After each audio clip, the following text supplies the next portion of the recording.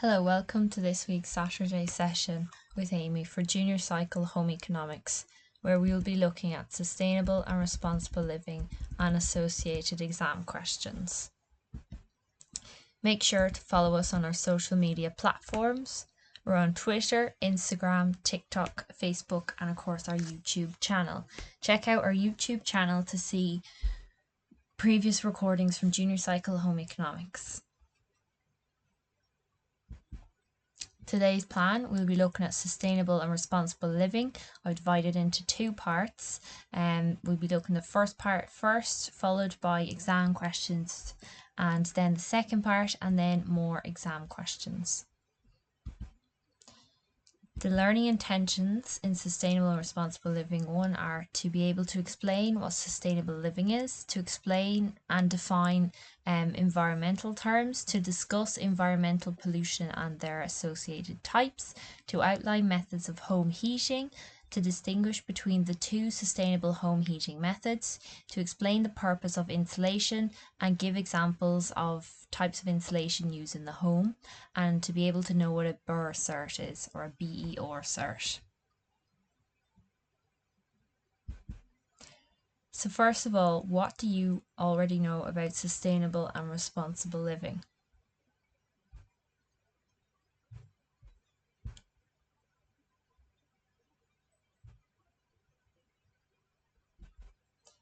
Sustainable living.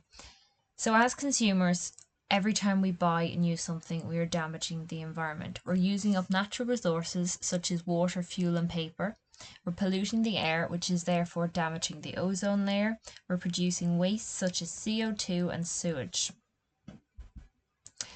So sustainable and responsible living is a lifestyle that aims to reduce our carbon footprint and to conserve the Earth's natural resources for future generations.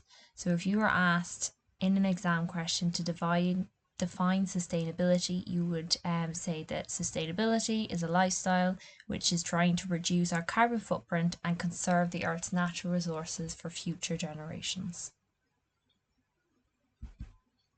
Your carbon footprint. This is a definition that does come up in exam questions. It is particularly topical because it's not something that would have come up much in the last junior cert. So it is very topical, and especially with the COP conference last year and with everything going on about the rise in energy costs and pollution. So carbon footprint is the total amount of greenhouse gases produced directly or indirectly by human activity. So every time you go to school in a car or by bus, there's fumes being emitted from the vehicle which you're traveling in. Every time you heat up your breakfast in the microwave, you're using up electricity. When you leave the tap running when you're doing your teeth, you are wasting water. If you don't recycle and throw everything into the brown bin, you're also contributing to your carbon footprint. So you need to be able to define it and give examples of how you can reduce your carbon footprint. So here is an NCCA sample paper question. The question says, a typical Irish home has a carbon footprint of 11 tonnes, which is one of the highest in Europe. And this is huge, so what is meant by carbon footprint? And for this you would just explain what it is. So it means that it's the total amount of greenhouse gases which you produce directly and indirectly, and then you could give your example. For example, I should walk to school instead of going by car because by car I'm emitting emissions, exhaust fumes, which is contributing to global warming. So you want to state, explain, and give an example for full marks. Here is another sample paper from the NCCA. So it says to describe 3 actions which you can take to reduce your carbon footprint in the home. So number 1 would be to turn off lights when not in use because you're wasting electricity. Number 2 would be to put on a jumper before turning up the temperature on the thermostat, which is especially topical coming this winter because of the increased cost of energy. Number 3 is to choose to eat more sustainably locally produced foods. So for example, try and eat more plant-based meals instead of the likes of steak and minced beef, because by rearing the cattle, there is a lot of emissions being released. So a lot of methane from the cattle is released into the environment.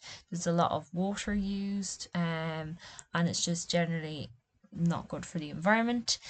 And then when the cattle is being slaughtered, it is then going to be brought and it's going to be packaged and sent to your local shop, which is then causing food miles.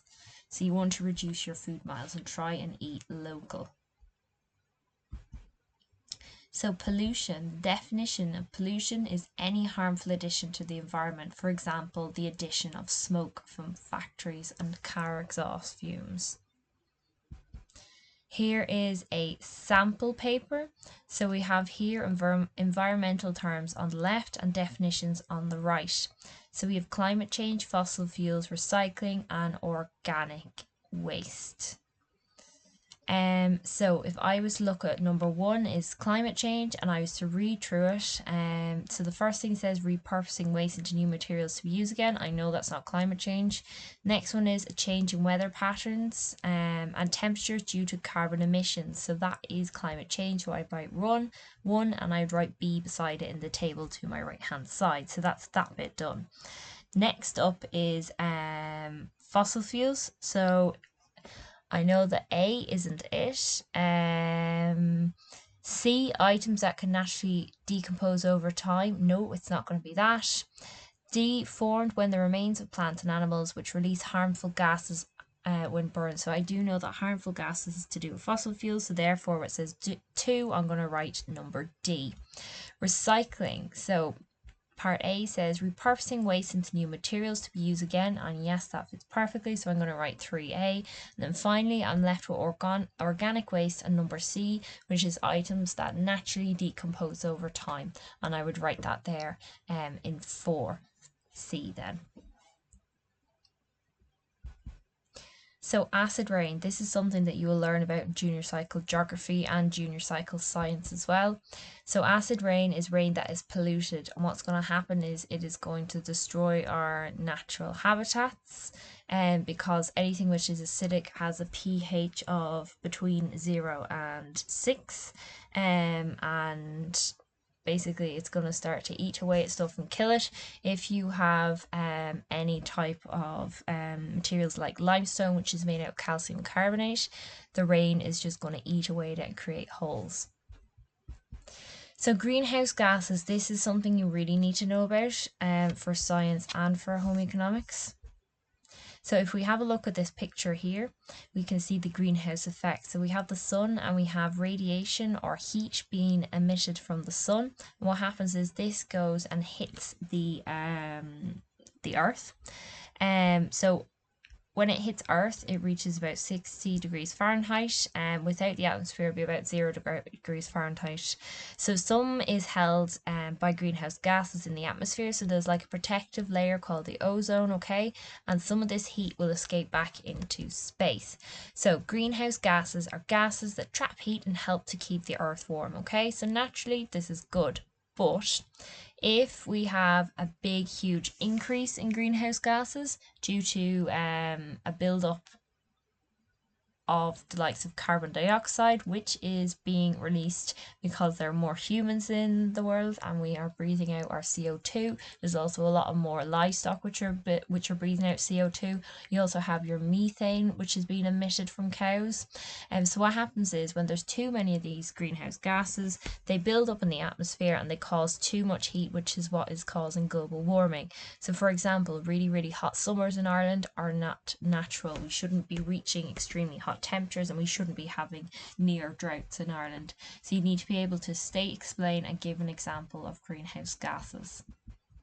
So global warming, so this is the long-term rise in the average temperature of the earth. This is not a short-term thing, this is long-term. So this is something that is going to happen over, it could be the space of decades or hundreds of years.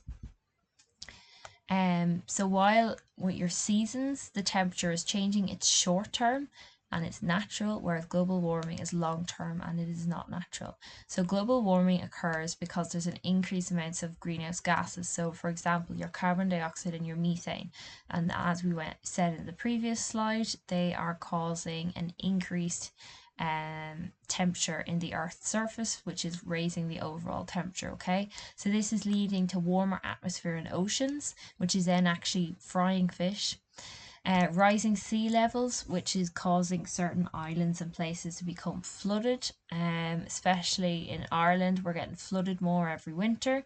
Changing rainfall patterns, so there are more stronger rainfalls. The rainy season is being extended. There is an expansion of deserts, so the Sahara Desert is growing every year. More flooding in coastal areas, so for example in the likes of Cork, they're getting flooded out of it every winter. Melting of the polar ice caps, which means that the likes of the polar bears and the penguins are having to move away to other places, but there's only so far they can go. Melting of your glaciers, more extreme weather events, so the way we're having tornadoes, more of them in America, that's not normal. Ocean acidification, so the Great Barrier Reef, and what's happening is the reef is made out of calcium carbonate, and what's happening is when the ocean is becoming more acidic, it's basically breaking down the reef, and it takes hundreds of years for the reef to actually recover. So even a 1 or 2 degree difference in the water temperature or the water pH is going to kill all of the coral reefs.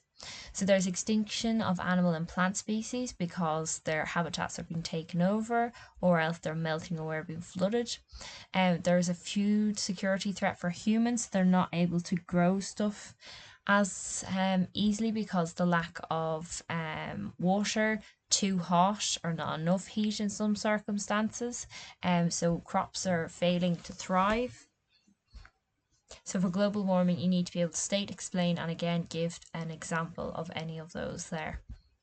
So your ozone layer, we can see there on the left, we have the Earth, the troposphere, the ozone layer, and the stratosphere. So the ozone layer is between the stratosphere and troposphere, so you can see how far up it is from the Earth.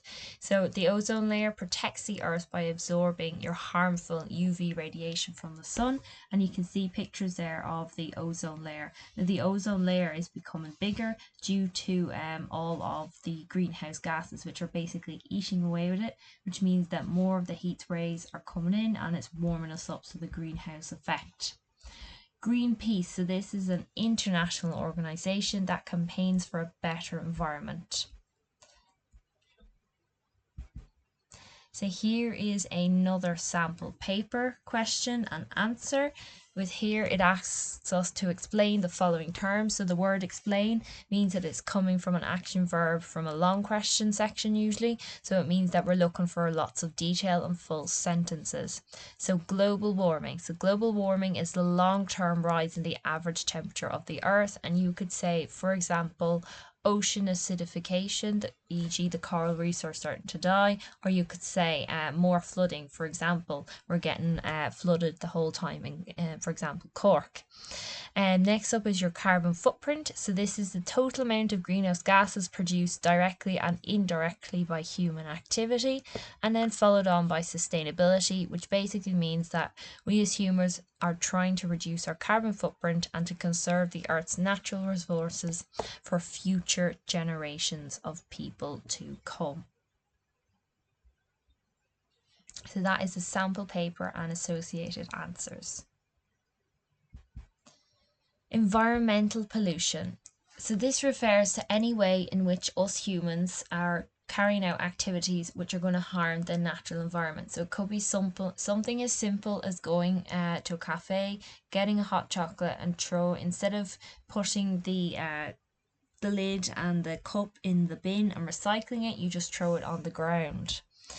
So basically, environmental pollution is because humans are not acting responsibly. So during COVID, when people were en masse and people just threw them everywhere, and then they ended up in the oceans, and then because then they get trapped in seabirds and turtles and everything, and they were killing them, and that's all because we were polluting the environment. So you need to be able to explain what environmental pollution is. Now, there are two types which we will be looking at in home ec. There's air pollution and water pollution. On the junior cycle science course, you go into more detail. So if you're doing science, make sure to look over those notes as well. So types of environmental pollution, air pollution. So you need to be able to state it, explain the causes, and then explain the effects. So causes of air pollution, so the likes of burning fossil fuels at home, so your home heating fuel, for example, lighting a fire. Agricultural activities, so animal waste produces methane, which damages the ozone layer. So there are nearly more cattle in Ireland than humans, and this is causing, this is our major factor in not reaching our climate targets with the EU. Deforestation, so that's when huge amounts of forests and woodlands are being chopped down. This is causing large amounts of forest being cut, which is then increasing the amount of CO2 in the atmosphere. So as you all know from photosynthesis, the plants, they use 6 molecules of carbon dioxide with and what they do is they convert that and your food into your 6 molecules of oxygen, and then that is what we use to breathe. Okay, so you need to know that your trees, basically everyone should know from primary school that trees release oxygen, and when they're being cut down, this is a major contributor to CO2 increases. So air pollution, the effects is causing lung problems. So there's an increase in lung cancer, especially asthma in younger children and especially in cities. You can actually go online and look at the EPA, so the Environmental Protection Agency website, and they will tell you where air pollution is best and worst in Ireland.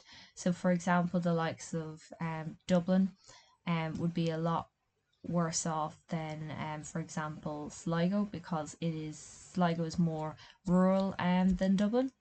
There's an increase in bronchitis, air pollution is directly linked with climate change because you have your CO2 and your CH4 or methane. You have smog, you have acid rain, you have the depletion of the ozone layer, which means that we're getting hotter again. So smog is when you, for example, go into a town or city at night and it looks like this fog, but instead of actually being caused by fog, it's been caused by the burning of fossil fuels, and it can be very hard to breathe and it smells really smoky. Our second type of environmental pollution is our water pollution. So causes include human sewage. So in Ireland, we're only meeting 41% of our EU targets because the Ringsend sewage in Dublin is not working to an acceptable level, and a lot of our sewage is being emitted out into the land and into the seas and oceans, which is causing huge amount of water pollution. So we need to be able to meet our targets of 91% to meet the EU level. So at the moment, Ireland are one of the worst in the European Union for water pollution. And when water is being polluted, it is causing an increase in the likes of your E. coli, so your Escherichia coli. Water pollution from the likes of agricultural runoff. So you're not supposed to spread fertilizer 1.5 meters away from like a water source, so for example a river, because what happens is it will then run off and into the river, which will then cause an algal bloom, so be loads of like green algae growing in the water, and then basically what happens is the fish are going to die. Chemical waste from factories and industry, so for example your oil spills, and we've all heard of these from big oil rigs, and they basically kill all the fish and all of the birds. The effects of water pollution, so food poisoning from contaminated water, so your E. coli, the death of aquatic animals, damages birds, plants and wildlife, and you're spoiling nature. So if you go for a walk and you see a river and it's all green, it means that there is a serious amount of water pollution and you should not be getting in that water. So here are the two types of environmental pollution. Next up, we're going to look at living sustainably. So what this means is to choose an environmentally friendly method of heating. We are trying to reduce the amount of water and electricity usage. We're trying to reduce our overall waste, and we want to dispose of waste in an environmentally friendly way. You need to be informed about these environmental issues so that you can actually live sustainable. So you need to understand it so that you can apply it to your own daily lives, and then therefore help your family in becoming more sustainable. So home heating, there are methods of home heating. So that you could have individual heaters like the one on the bottom left, or you can have your central heating, which is the one on the bottom right.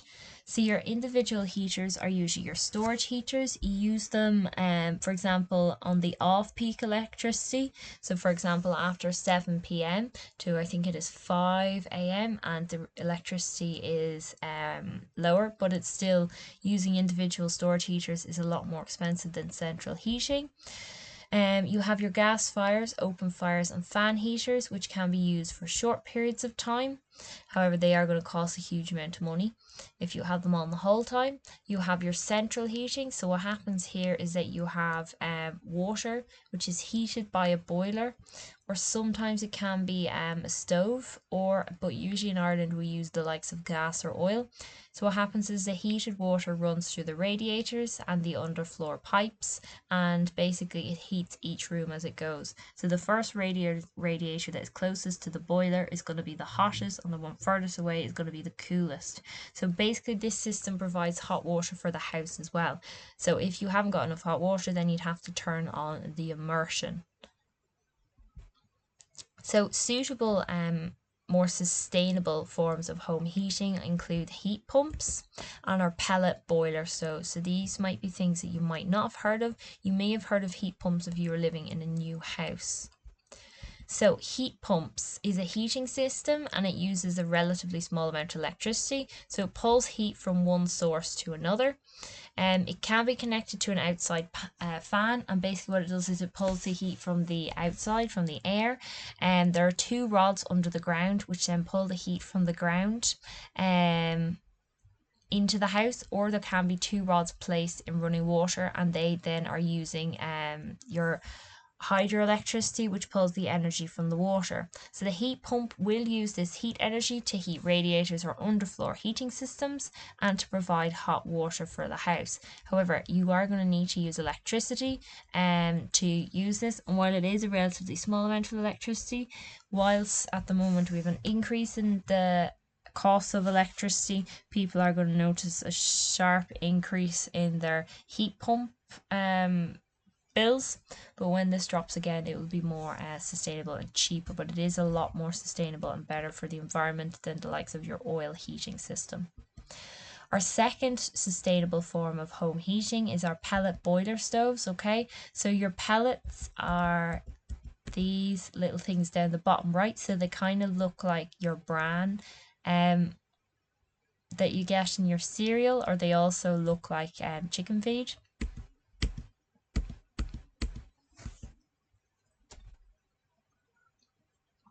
So a pellet boiler stove uses the eco-friendly wood pellets. So what they do is they get sawdust and other materials that is left over from the wood industry, so for example your sawmills, and they compact them, so they squish them together under high pressure, and they create these little pellets that look like your chicken feed.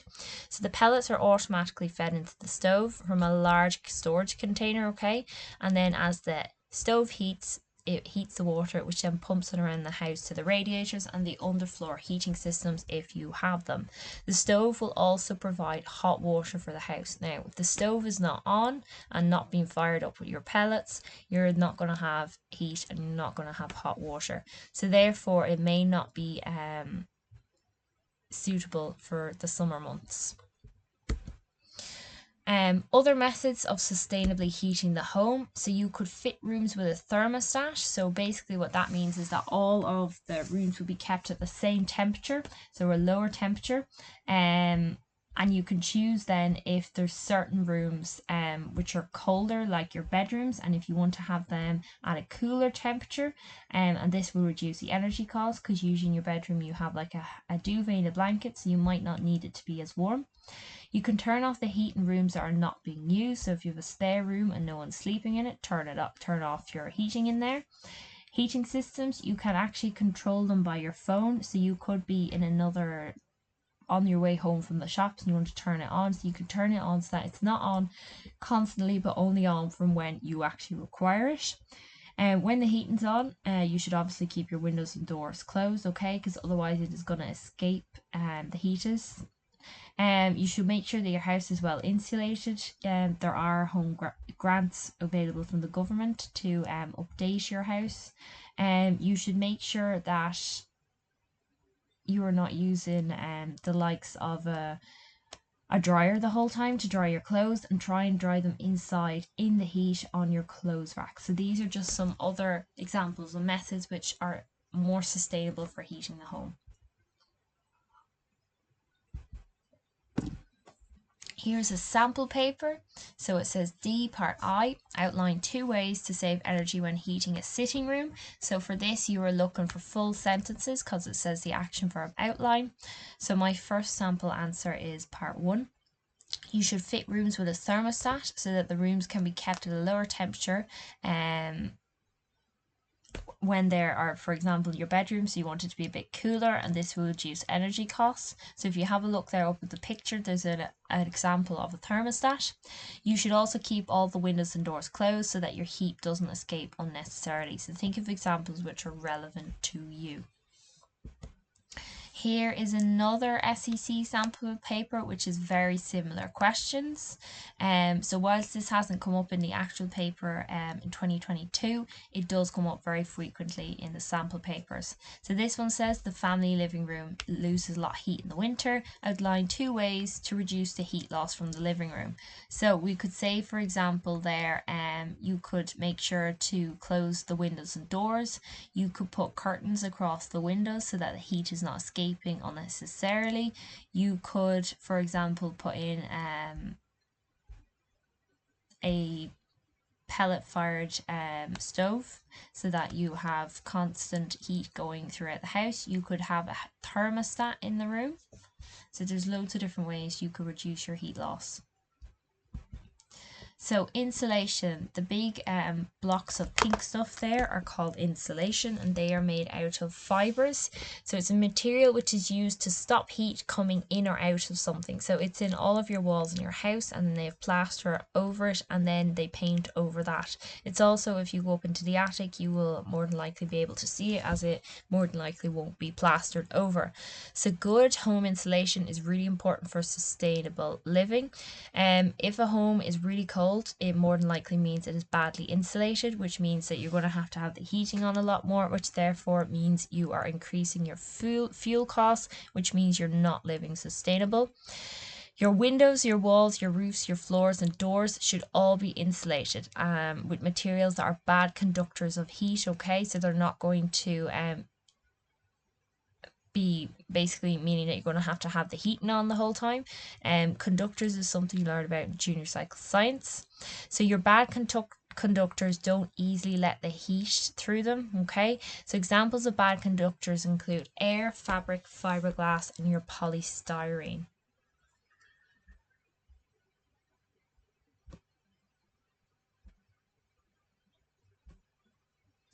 So types of insulation, there are 5 different types which we look at junior cycle home ec level. So in the attic you can have fiberglass. So this is wool which is basically squished or condensed into foam or pellets, and they're usually laid on the attic floor to prevent heat loss through the roof. Your walls, new houses have cavity walls, so basically it means there's 2 rows of bricks and 1 row and a timber frame with a gap between them. So this trapped air basically prevents the heat from escaping. Your floors, if you have carpets, even if you have wooden floors, they should have underlay underneath them, which are good insulators. Your windows should be double or triple glazed, as the air is trapped between the planes of the glass, which means that your house is going to stay either nice and warm in the winter or nice and cool in the summer. So any drafts, you should have heavy curtains. You should have maybe draft excluders at your front door to make sure that you are not getting heating that is the heat then leaving the house, especially if you have a door which has a letter box in it. Here's a sample paper of where you have to describe 2 benefits of a well-insulated home. So in this case, the house will be warmer, therefore less money will be needed to spend on heating up the house, which means it's going to be more energy efficient, and the house will also be more comfortable to live in because you're not going to have to keep putting on loads of jumpers the whole time. There is another very similar question. So you're looking at 2 more benefits. So it's extremely similar to this. So well insulated and reducing heat loss. So a BERCERT, which is a building energy rating certificate, is something which all homes in the European Union must have before they can be sold. So houses, they're rated from a scale to A to G, similar to the likes of your electrical appliances, okay? So A would be the best insulated and G would be very poorly insulated. So the rating is calculated, so there'll be a person that comes out and they will look at your house, they will look at how it was made, so constructed, the insulation, the heating, the lighting and the ventilation, and whether you have solar panels or not. And basically what that they will do is they will complete this building energy rating certificate. So here is a sample of what a BER looks like. All you need to be able to do is explain what it looks like and what it is about. So here is another sample paper where it says name the following types of renewable energy sources. So this is something that you would kind of expect more in a science exam, but it just shows it can come up in home ec. So your first one would be your wind power, okay? Second would be solar power because you have solar panels. Next would be geothermal, and then you had your hydropower. So advantages of renewable energy sources: they are clean, they are more cost effective, and they are better for the environment as there isn't any greenhouse gases or pollutants being emitted, which therefore would increase your global warming. So we've looked at sustainable and responsible living part 1 and a lot of exam questions. Now we're going to look at the second part of sustainable and responsible living, and then we're going to follow on with more exam questions. So in this second part, our learning intentions include being able to discuss the safe and sustainable use of electricity, outlining the sustainable gathering and heating of water, discussing household water sustainability, classifying household waste, analysing the European Union waste hierarchy, being able to know how to correctly use the 3 bins, infer why waste prevention is important, define recycling, give advantages of recycling, know how to recycle correctly, discuss composting, list sustainable practices when shopping, explain how to implement sustainable practices in your locality, and discuss the Green Schools Ireland programme. So there's a good bit to get through in this second part. So electricity. It is not a fuel, okay? So it is a clean and efficient form of energy. You will learn about electricity in the electricity chapter under physical world and science.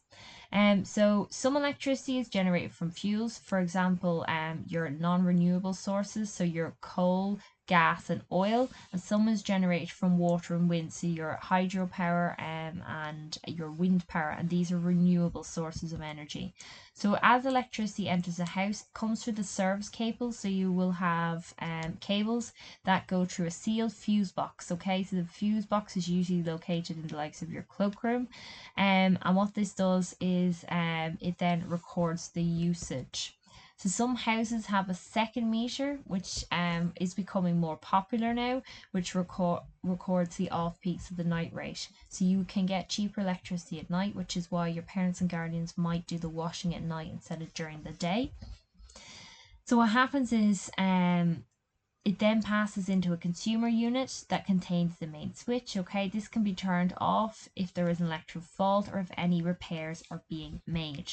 So sometimes the safety device, which is called an MCB or miniature circuit breaker, will trip. So for example, if you have someone using the hair dryer and they also have the hair straighteners on the go and they have the dryer on and they have the oven on, it might overload the system, and for safety reasons it will trip and you'll hear a big like a noise, like a bang noise, and then you'll have to go to your MCB and you'll look at it and you'll pull it back up and it'll fix the fault, and you know that you shouldn't have all the appliances going on at the same time. So safe use of electricity, a lot of this is very common knowledge, so you just need to be careful so that you don't cause accidents. Repair and maintain as required. So if you have flexes that are broken, do not be using the hairdryer if there are the likes of live wires coming out of it. Be careful to not mix electricity and water, so that would be a very, very, very important point. Take extra care with children, okay? Make sure that they can't put their fingers into the sockets and electrocute themselves. So using electricity sustainably, there's a very good chance that something like this could come up this year, as it is very topical. So choose appliances with a very good rating, for example, an A rating. So this is similar to your BER cert. You should turn off appliances like your TVs, laptops and game consoles. So if you're leaving your Xbox on all night, your parents and guardians are going to end up paying a lot of money over the course of a year. Don't leave them on standby. Turn off lights when not in use. Choose your energy efficient bulbs, such as your CFL, so compact fluorescent lamps, or your light emitting diodes, so your LED bulbs. When you're washing clothes, wait till they are actually dirty. Use a cold cycle, so for example, wash at 30. Nearly all of the washing detergents now are used at washing at 30, and they kill any microorganisms. Wait until you have a full load as well. If you're boiling a kettle, don't fill it all the way up if it's just for you. Only put the amount in it that you are actually going to need. So water, we use water for everything. When the water is off, we are like really stuck. It's like when the electricity goes off, you're really, really stuck. So we use water for cooking, washing and flushing toilets, okay? So you can see there in the picture that the water comes from the mains pipe and it comes into a stop valve. Now, if you live in the country and you have for example, a well, the water will still come in through the house from the well into a service pipe. It will then go to the cold water tap unit. It'll go up to your storage tank in the attic, and from there it will go down into your bathrooms and kitchens and anywhere else that has a tap.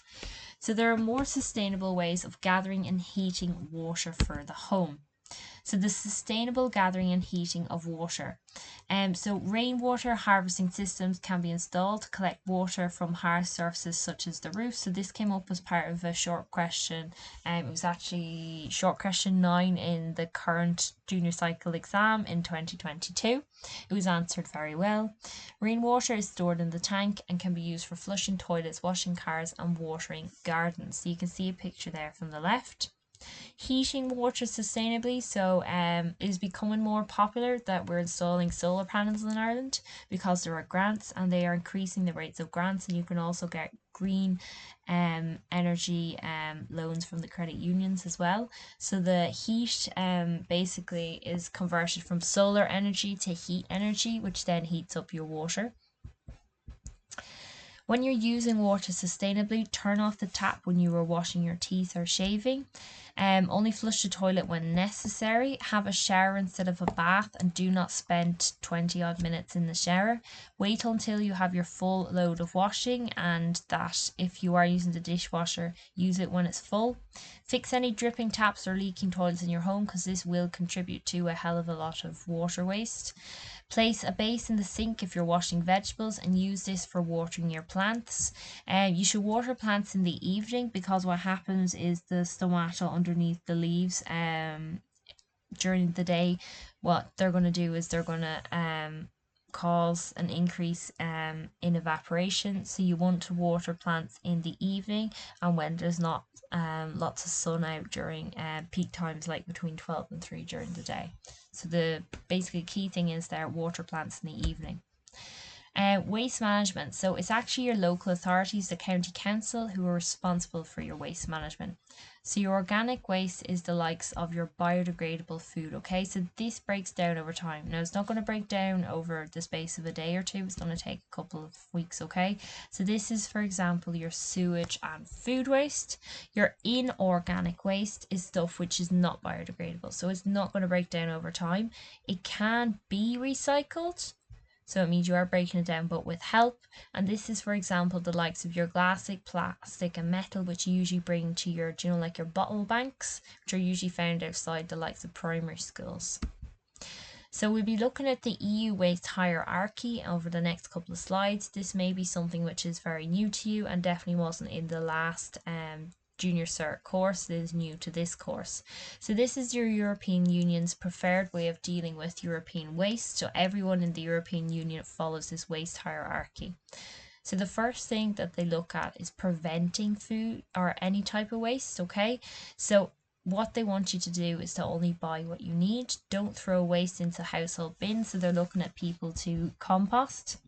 The next level is minimization. So they want you to minimize the amount of waste produced. So maintain and repair goods. So for example, if you have a tear in your trousers, take out a needle and fix it instead of just throwing it in the bin. Walk, cycle, or carpool to reduce air pollution. Our next step then is to reuse and or repurpose.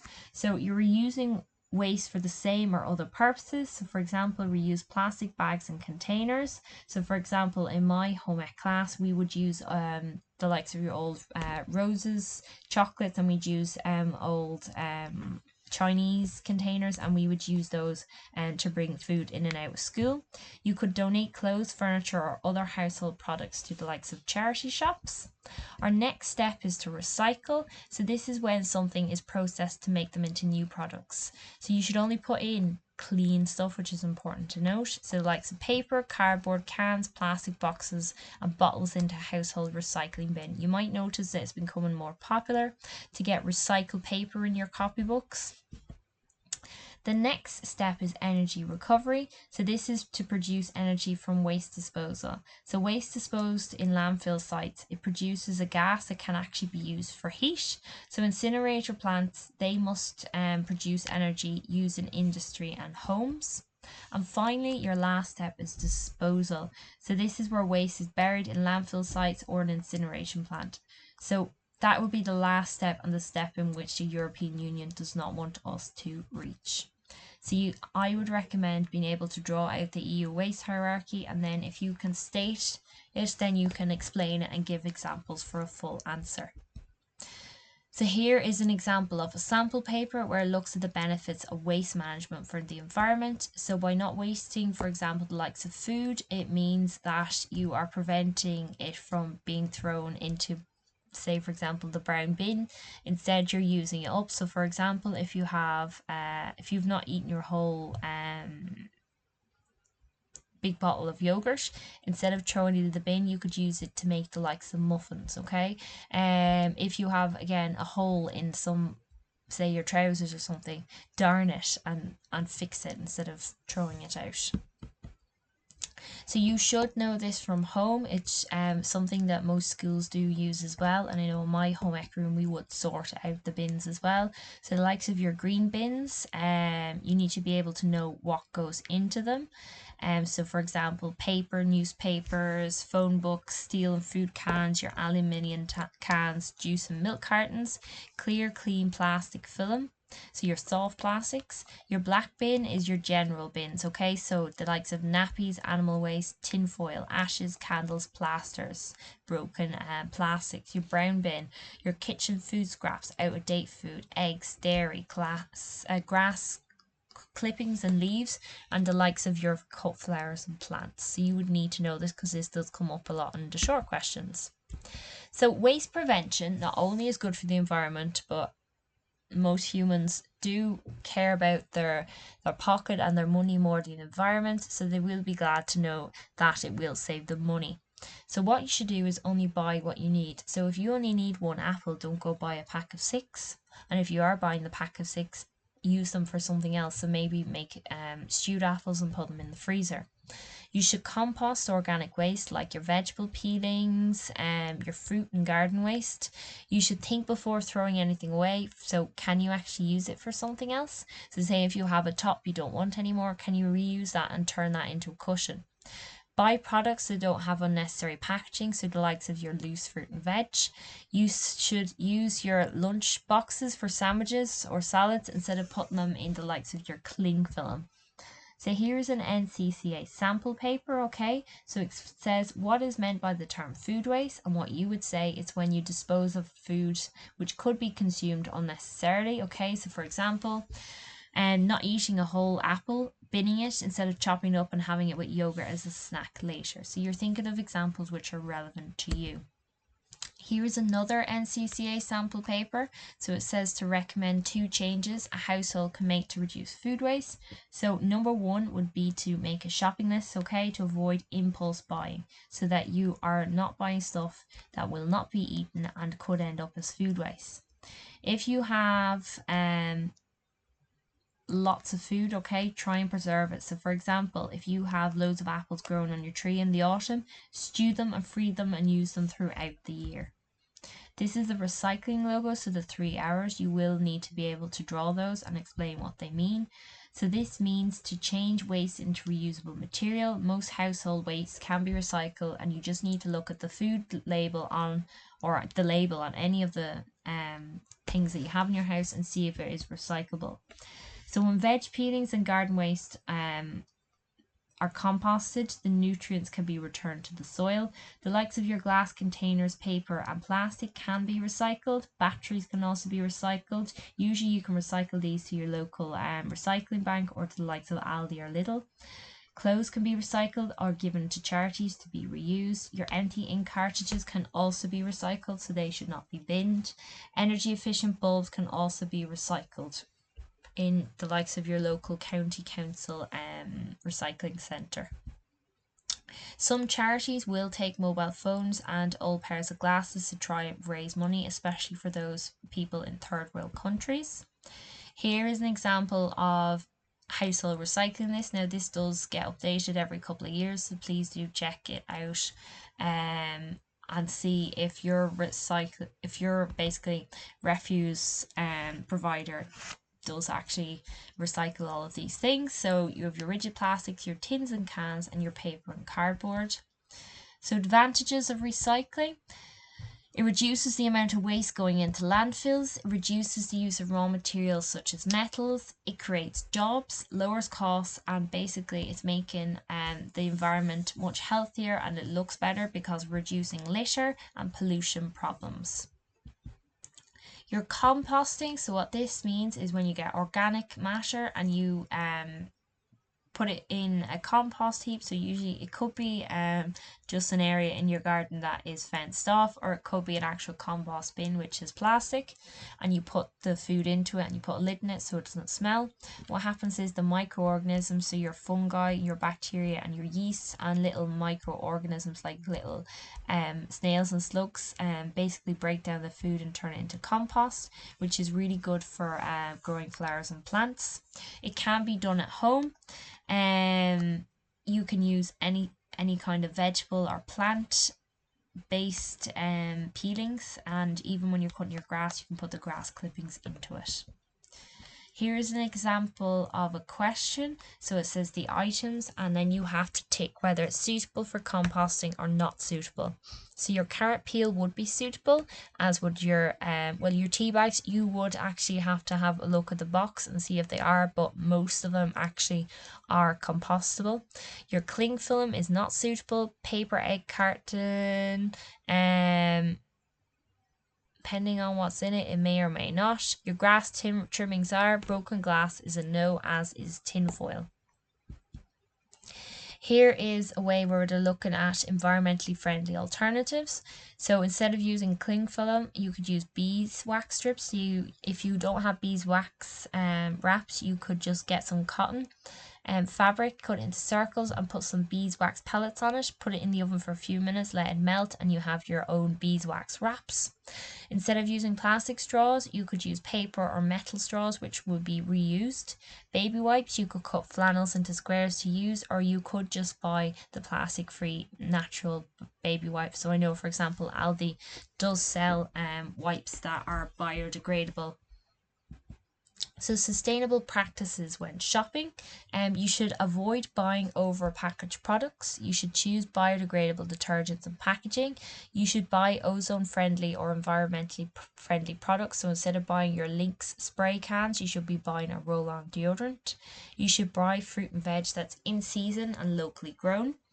Organically produced food has a lot less of a negative impact on the environment because they're not using pesticides. You should use reusable shopping bags. Look out for the EU eco label.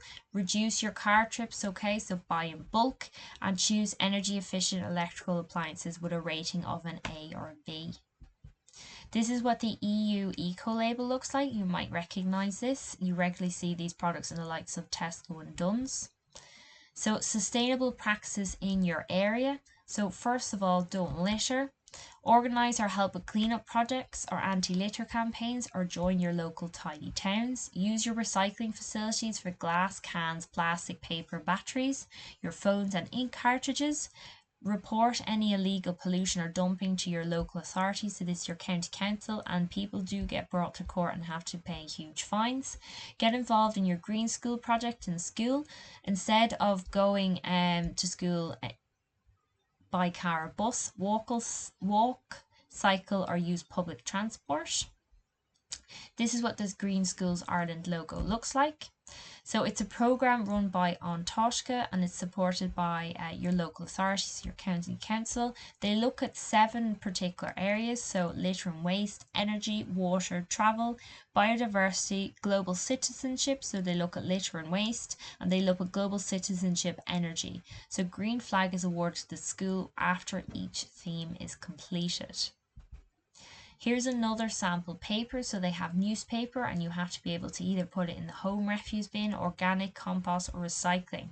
So the newspaper will go in the recycling, the plastic milk carton will go in your home refuse, your cling film will go in your home refuse bin, and your eggshells, that will go into your compost bin. So today we looked at sustainable and responsible living, part 1 and 2, and loads of exam questions. And as you can see, it is a very topical area, and due to the recent increase in energy costs, it could be likely that a question could come up in this year's junior cycle exam, but we can never guarantee that. Make sure to check out the ExamRevision website, look at Junior Cycle Home Ec, and this is how it is laid out. With every topic there is a presentation, there is then a video tutorial, there are quizzes, and you have your exam builder section. This is how the website for Home Ec is laid out according to the 3 strands. So you would click into, for example, today, responsible family living, and then you would find your sustainable and responsible living section. And under that, you would find your PowerPoint, your video, and your questions, which are self-corrected. Make sure to follow us on our social media platforms. So we're on Twitter, Instagram, TikTok, Facebook, and our YouTube channel. Check out our YouTube channel for past videos and future videos to come. So thank you for coming to today's Saturday session, where you listened to Amy talking about junior cycle home economics. We looked at sustainable and responsible living, which is very topical at the moment, and we looked and analysed and answered exam style questions. Thank you for coming to today's Saturday session.